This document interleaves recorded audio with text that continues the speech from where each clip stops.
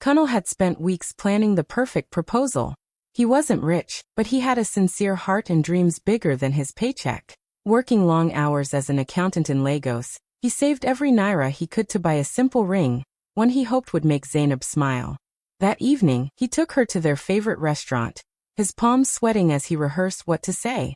When he finally went down on one knee, his heart raced with hope. The entire place turned to watch. But instead of the tears or joy he imagined, Zainab let out a short, awkward laugh. Her eyes shifted around, embarrassed by the attention. "Kunal," she said softly, almost pitying him. "You're a good man, but you're not my type. I need someone with more class." Her words sliced through the moment like a blade. The laughter around them faded into whispers. Kunal stayed frozen, still holding the ring box, as if hoping she'd take it back, that it was just a bad joke. But she stood up, adjusted her hair, and walked away, leaving him kneeling on the floor in front of everyone. Phones were out, people whispered. His heart pounded so hard he could barely breathe. The humiliation was unbearable. The same girl he had loved, defended, and planned a future with had just called him not her type, and done it publicly. Slowly, Kunal got up, paid the bill, and left the restaurant without a word. That night, he sat in his small apartment staring at the ring, her words replaying over and over in his mind. "Not my type, not my type." It echoed like a curse. For the first time, he realized how far love could fall when pride got in the way. In that painful silence, a fire began to grow inside him. Not of anger, but of quiet determination. He whispered to himself, "Someday, I'll become the man I'm meant to be, not to prove her wrong, but to prove myself right." Kunal couldn't sleep for nights. Every time he closed his eyes, Zainab's voice echoed in his mind. "You're not my type." Those 4 words haunted him more than anything. He stopped eating properly, barely spoke to anyone at work, and moved through his days like a ghost. His small apartment felt emptier than ever. The ring he once held with hope now sat on the table, a painful reminder of rejection. His friends, Chuka and Ifani, noticed how broken he had become. One evening, they showed up at his place with suya and soft drinks, trying to lift his spirit. Chuka said, "Bro, she left you, not your destiny. You're still the same good man." Ifani added, "You don't need to change for her, Kunal. You need to rise for yourself." Their words hit him deeply. That night, as he sat alone, he thought about all the things he used to sacrifice just to please Zainab, the clothes he couldn't afford, the restaurants he pretended to enjoy, the fake confidence he wore around her. He realized he was always trying to prove he was enough for her, instead of being enough for himself. Slowly, his pain began to shift into reflection. Maybe Zainab's rejection wasn't a curse, but a push. Maybe she wasn't wrong to want more. Maybe he just needed to want more too, but for the right reason. He stood up, looked at himself in the mirror, and saw a man who had been living in someone else's shadow. For the first time in weeks, he spoke to himself with calm strength. "Kunal, you'll heal. You'll rebuild. Not to make her regret, but to find your true worth." That small spark inside him grew quietly. The heartbreak didn't disappear overnight, but it turned into motivation. He deleted Zainab's pictures, packed away the ring, and decided he would no longer live for validation. The pain became his teacher, and that night marked the first step of his transformation. Days turned into weeks, and Kunal slowly began to rebuild his rhythm. The heartbreak had carved something deep inside him. Not bitterness, but hunger. He realized he had spent too long trying to prove himself to others instead of building himself for his own dreams. So one quiet Sunday morning he made a promise to himself. No more chasing people. I'll chase purpose. From that day, everything changed. He started waking up earlier, spending his evenings not on social media, but on online finance and entrepreneurship courses. He learned how money worked, how businesses grew, and how great minds thought. Every new thing he learned gave him a small spark of pride, something Zainab's approval had never truly given him. He became obsessed with growth. He cut unnecessary expenses, lived simply, and saved every naira he could. His old friends mocked him for being too serious, but Kunal didn't care anymore. Instead of buying designer clothes, he bought books.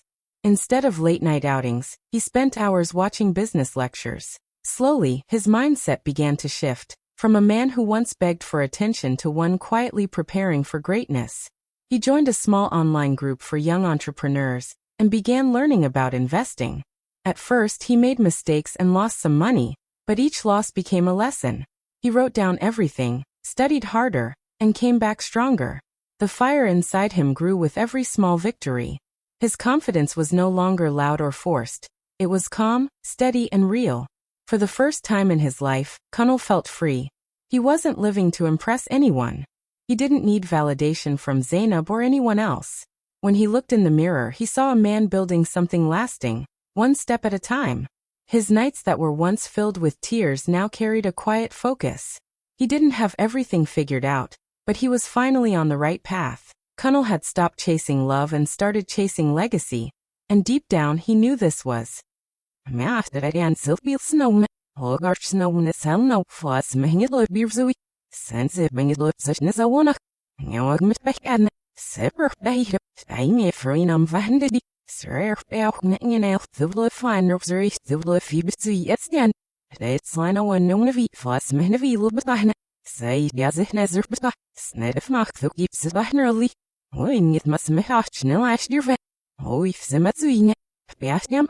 Spirals benezer memory who's laughing it no.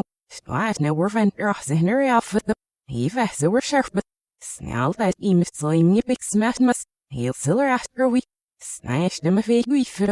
My own bill beef must. Foss me for such of Bill Schnein of your finger fa. Since the bombs Spanish dear Nagibby. Merwitz in the Dieter Rada Honaka. Merwitz the Valver snoped send it at the verb. My lost look not in a V. Sir Mirger Francis O'Gill. Baj do bits enough such the she. Honach. Yes, files nerves infamous. Nay, get it artsna. Separation excited it nerve. Past alarm said I'll be. He numbeth the game is that he see for casses a willing he. All the limit or be with our Danish tow. The arps is a widow. Flaws of it. Rockin was it lossy. Fails if as nishes it's a fast of an old me. Healy ragsing it no. Fine Irish night gives me this in it. But absolute. Now must now finish slits the bits osge. And at Ilmo Hogui. Bavig for one of the I'll sickle nuts in the Skajdersti. Snare skifan of a handed the Hesser. I used to eat Hesmas. And I'd minor short base if I irvet. Smears this in accents of Lord wood. Murphing is lost in the clumps nose it hurts the acid. If ningy that's was numbered fat. Thum smurfroff so wienerish doing zonach at. Abmax if in a gibbet such. After months of rejection and sleepless nights, Connell finally got a call that would change everything. A small but fast-growing real estate company in Lagos needed help fixing their financial mess. Their books were a disaster, and they couldn't find anyone affordable to handle it. Connell saw it as his chance. He showed up with only his laptop and a heart full of determination. The company's director looked doubtful, but gave him a trial period. Connell worked day and night, reviewing every number, every error, every hidden opportunity. He built new strategies, cut waste, and presented a clear plan for growth. In just 6 months, the company's profits doubled. Their success shocked everyone, and they credited Connell for it. Suddenly, the same man who once begged for chances now had people calling him for advice. His name began to spread quietly in business circles, whispered as the young consultant who could turn losses into profit. With the confidence and money he earned from that project, he finally registered his own firm, K1 Financials. At first, he operated from a tiny office with one assistant, but he poured his whole soul into the work. Every client, no matter how small, got his full attention. His methods were different, honest, transparent, and result-driven. Within months, referrals started flooding in. Companies wanted the K1 touch. Soon, he was handling big corporate accounts, managing millions, and building a trusted name in the industry. 2 years later, Connell sat in his modern office, the city skyline shining through the glass window.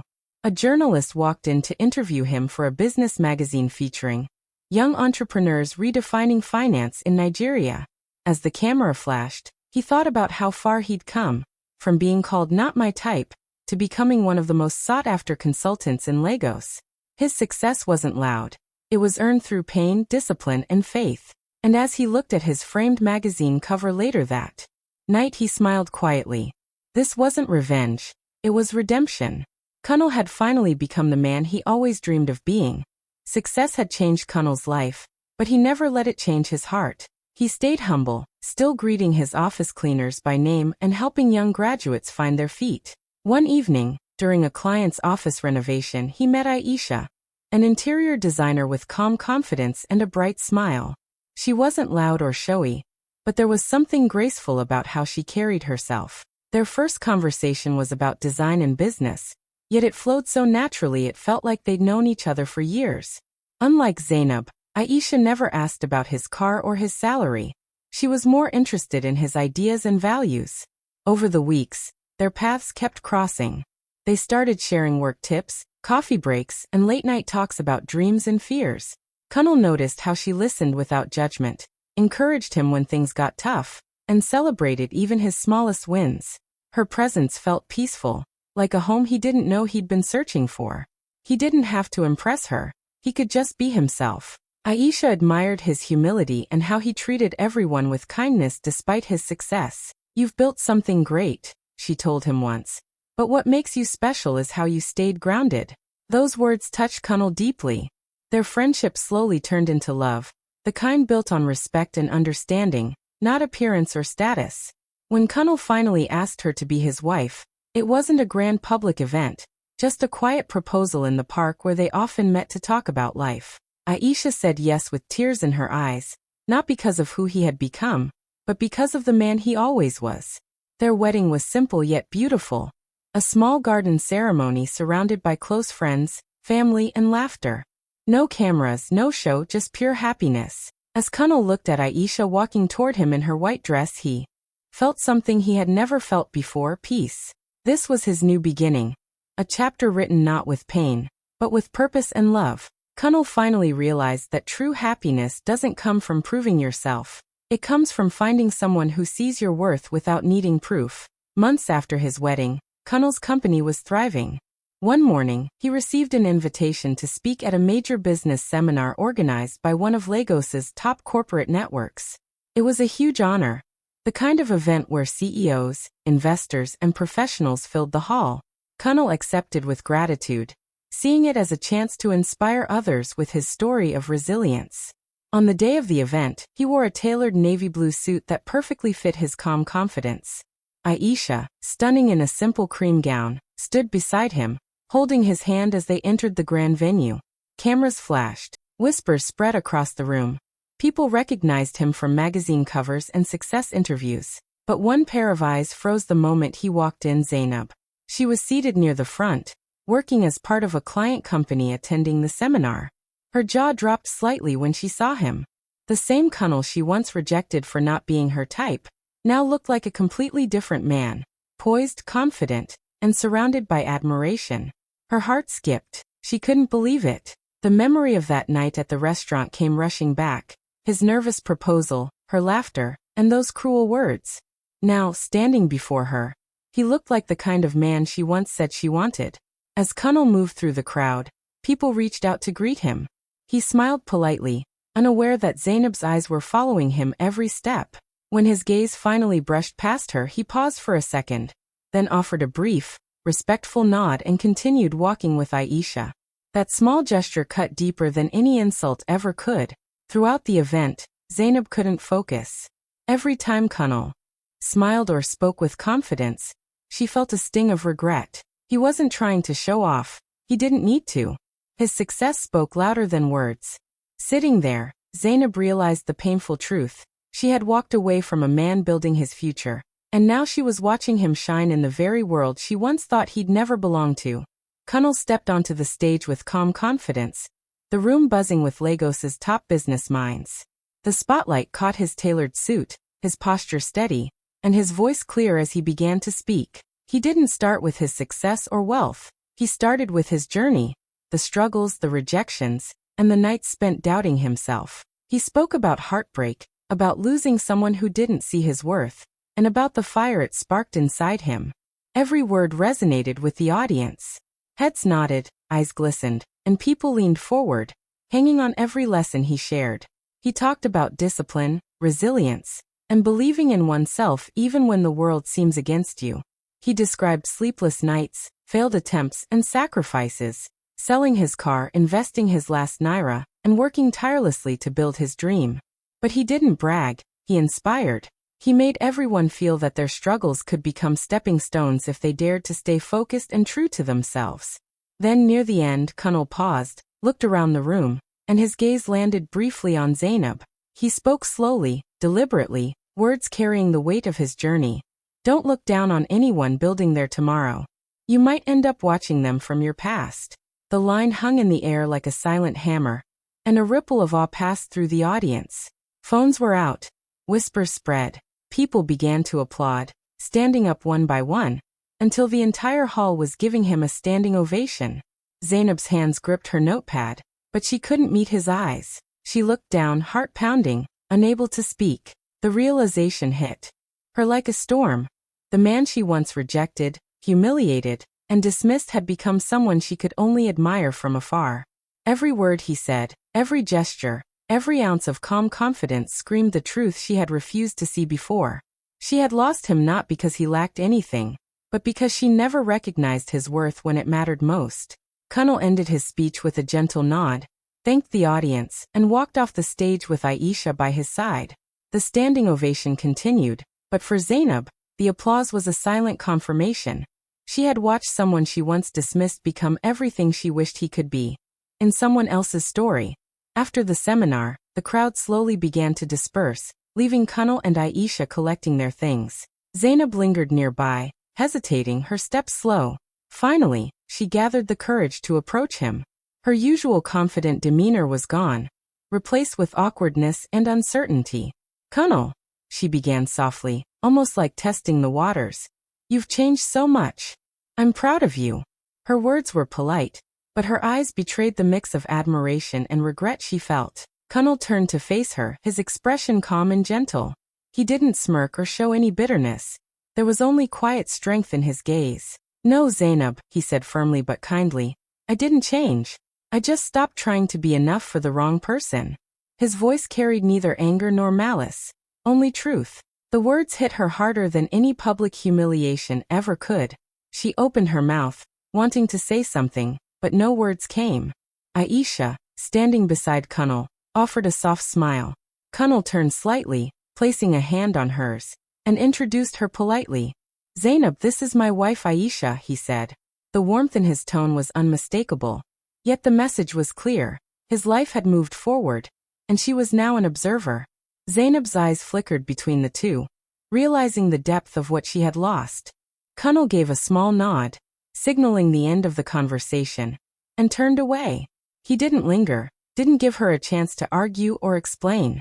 Every step he took with Aisha beside him echoed confidence and peace, a stark contrast to the awkwardness freezing Zainab in place. She stood there, rooted, unable to speak, feeling the weight of regret pressing down on her chest. In that moment, Zainab understood fully.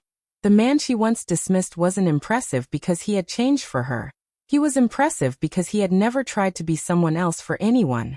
Kunal walked out of the hall with Aisha, leaving behind a silent, powerful truth that would linger in Zainab's mind far longer than any public humiliation ever could. The realization stung. Some chances, once lost, never come back.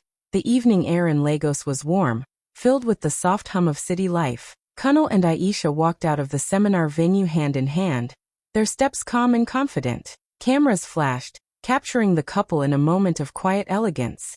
Kunal in his tailored suit, Aisha radiant in her simple dress. Reporters and attendees snapped pictures, murmuring admiration at how grounded and successful he had become.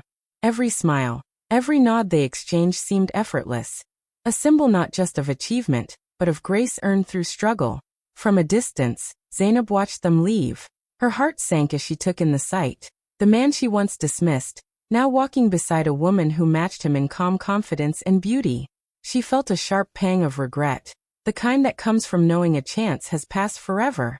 No words could fix it, no explanations could reverse it. Kunal's life had moved forward, beautifully and unapologetically, while she remained a spectator to what could have been. As they disappeared into the night, the narrator's voice carried over the scene, soft but piercing. She said I wasn't her type, but now, I became everything she wished for, in someone else's story. The words echoed the journey, the heartbreak, the growth, the triumph, and the quiet revenge that didn't need to humiliate, only to shine. It was a reminder that life's greatest victories often come not from proving others wrong, but from proving yourself right. The screen slowly faded to black, leaving the audience with a final thought. Never chase validation. The right person will never make you feel less. It lingered, a lesson wrapped in Connell's story, a truth that resonated beyond romance or business, that self-worth and purpose are more powerful than rejection, and that the right path is the one built for you, not for anyone else's approval. Connell and Aisha's figures became silhouettes against the night sky, walking into a future they had built together. Success, love, and peace were theirs, a quiet triumph that spoke louder than any words, leaving Zainab, and everyone watching, with a story to remember. A story of heartbreak turned into power, and rejection transformed into destiny.